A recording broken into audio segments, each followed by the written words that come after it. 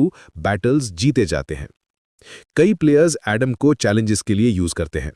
Poor versus rich challenge में players Adam के साथ खेलते हैं बिना कोई एक्सपेंसिव स्किन या बंडल के। फ्राइंग पैन चैलेंज में तो प्लेयर्स सिर्फ फ्राइंग पैन के साथ एडम यूज करके जीतने की कोशिश करते हैं। ये चैलेंजेस यूट्यूब पर वायरल हो जाते हैं और मिलियंस ऑफ व्यूज पाते हैं।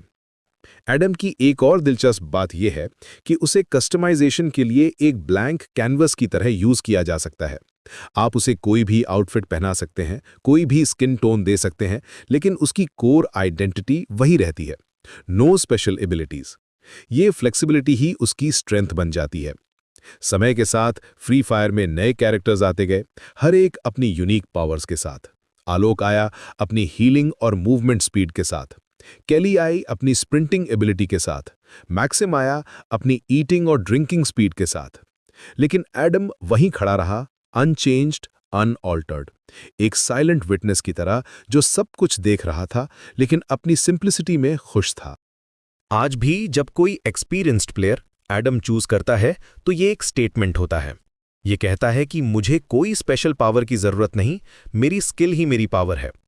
ये कॉन्फिडेंस का सिंबल है, प्योर गेमिंग एबिलिटी का प्रूफ है।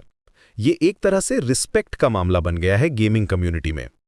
तो अगली बार जब आप फ्री फायर खेलें और एडम को देखें तो याद रखिएगा कि वो सिर्फ एक बेसिक कैरेक्टर नहीं है, वो एक लेजेंड है, एक सिंबल है इक्वालिटी का, स्किल का और प्योर गेमिंग स्पिरिट का।